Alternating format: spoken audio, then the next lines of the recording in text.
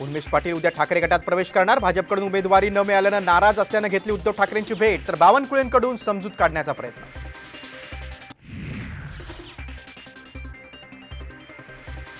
वर्ध्यात अमर काळे यांनी जोरदार शक्ती प्रदर्शन करत भरला उमेदवारी अर्ज। शरद पवारांसह अनिल देशमुखही रॅलीत उपस्थित।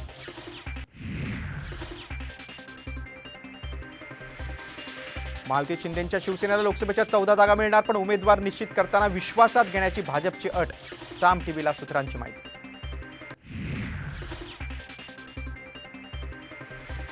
बारामतीचा मुद्दा शांत होताच विजय शिवतारेंनी घेतली अजित पवारांची भेट। ठाण्यात मुख्यमंत्री शिंदेंचीही घेतली भेट।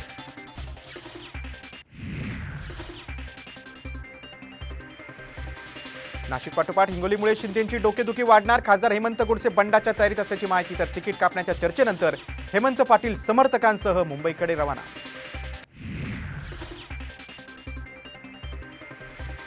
अशोक चव्हाणांचा काँग्रेसला संपवण्याचा प्लॅन होता, नाना पटोलेंचा गंभीर आरोप।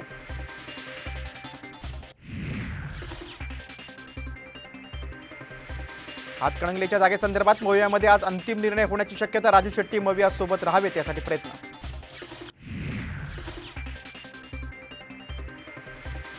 आणि कुठलंही बटन दाबलं तरी मत कमळालाच मिळतं। हिम्मत असेल तर भाजपनं ईव्हीएम काढून निवडणूक घ्यावी। संजय राऊतांचं भाजपला पुन्हा आव्हान।